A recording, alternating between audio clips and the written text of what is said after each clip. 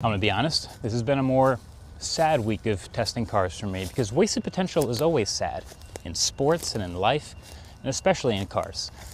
This is not a bad car. This is just a car that could have been so much better, but it's hamstrung by the company that makes it. It's almost like they don't want it to be good, or they're just not willing to put in the time/effort/ few little things that could make it good. This is the new electric Subaru. It's called the Uncharted. And the basics of it, as you can see here, is this is Subaru's newest fully electric crossover/SUV. It's on the small side, so I'll call it a crossover.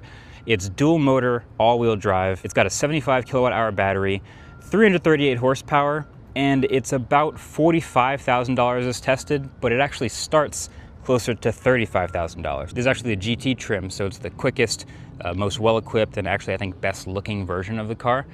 But you might remember a previous EV I reviewed, the Toyota BZ4X, which was actually essentially the same car as the Subaru Solterra. So the Solterra and the BZ4X shared a platform, but that's generous. They're basically the same car minus the badges.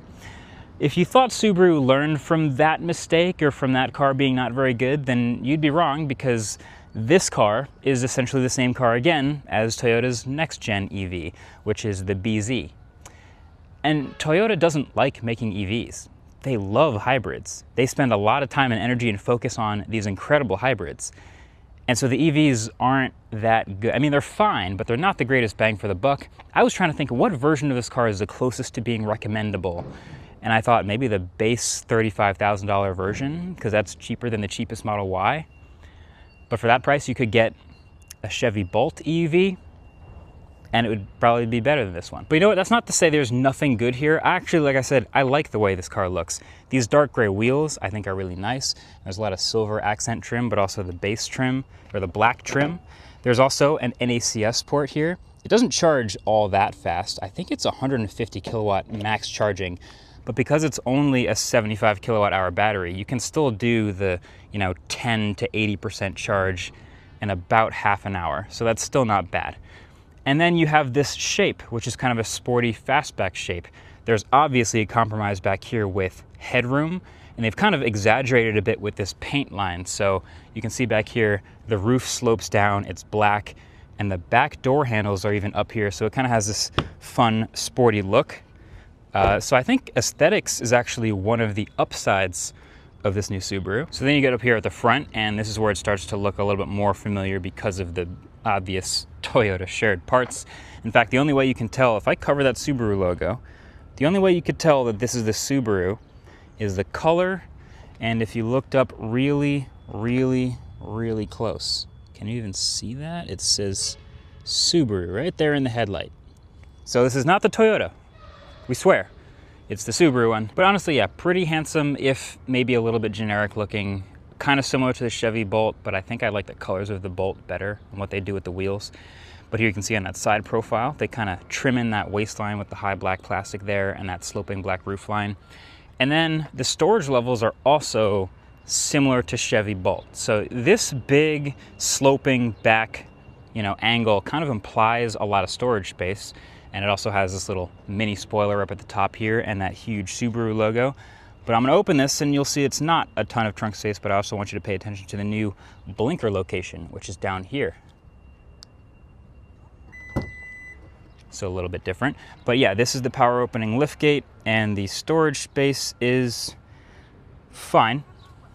I think it's fine. I think we just had more storage in that CLA sedan that I just reviewed, but there is a little bit of sub-trunk space you can see here, and you can put those charging cables down here. But overall, I mean, those wheels kind of jut in a little bit. You've got the Harman Kardon speaker sitting right there, so a little bit of a pocket on the right side.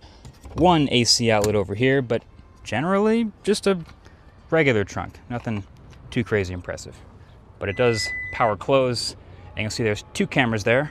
One for the rear view mirror, and one for the reverse gear normal backup camera. Now you saw the handles up here, so this is how you get into the back seat. But how spacious is the back seat exactly? Well, I think it's a little bit worse than something like a Model Y, but similar to the Bolt. So again, this is that 6'3" driving position where I normally am.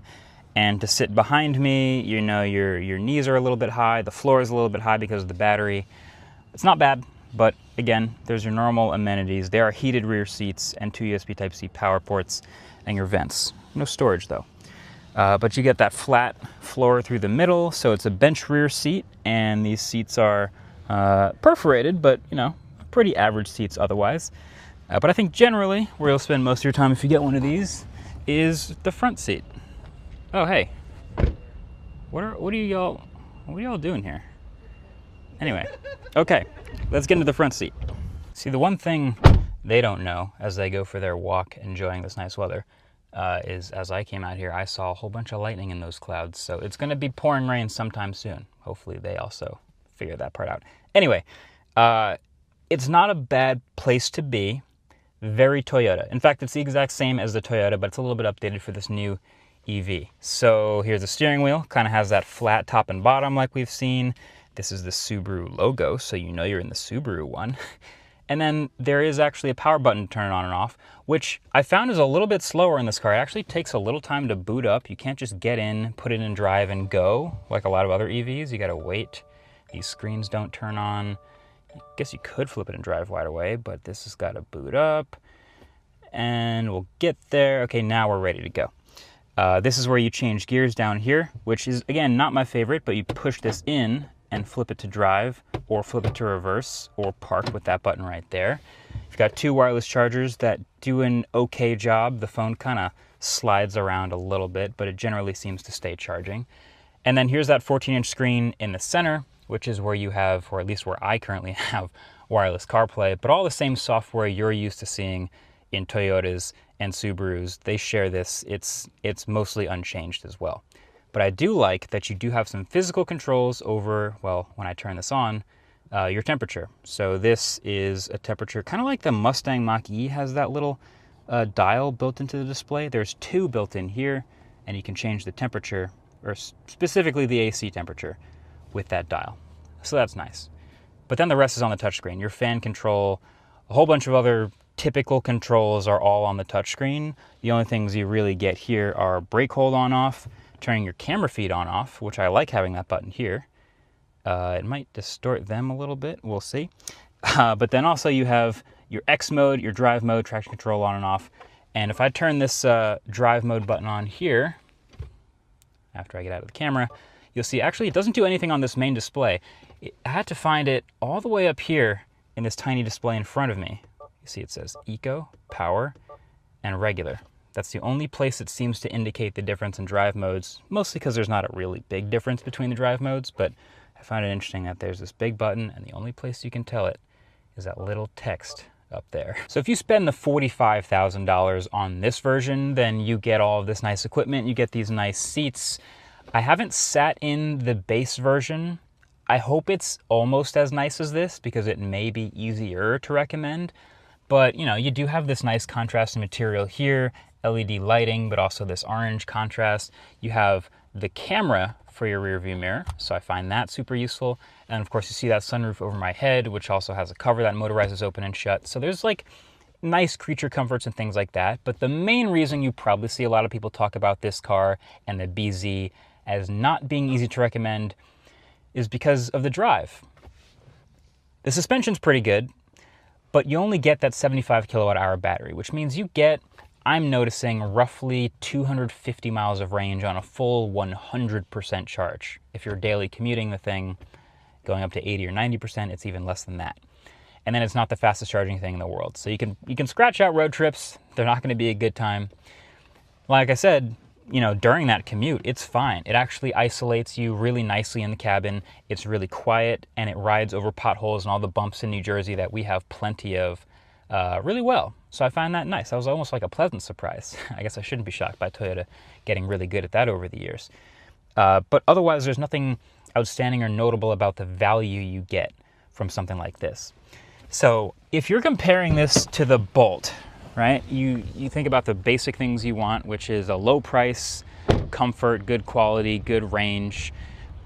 This is going to be roughly the same size, roughly as quick / slow. I mean, this GT1 is really quick, but then not really anything better about it than the Bolt.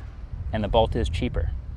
And if you want to go a little bit more premium or a little bit safer, there's the Model Y, obviously, and that has all of its advantages. So I find it tough, again, to recommend the Subaru or the Toyota version of this EV. And again, it's because Toyota doesn't really seem to care.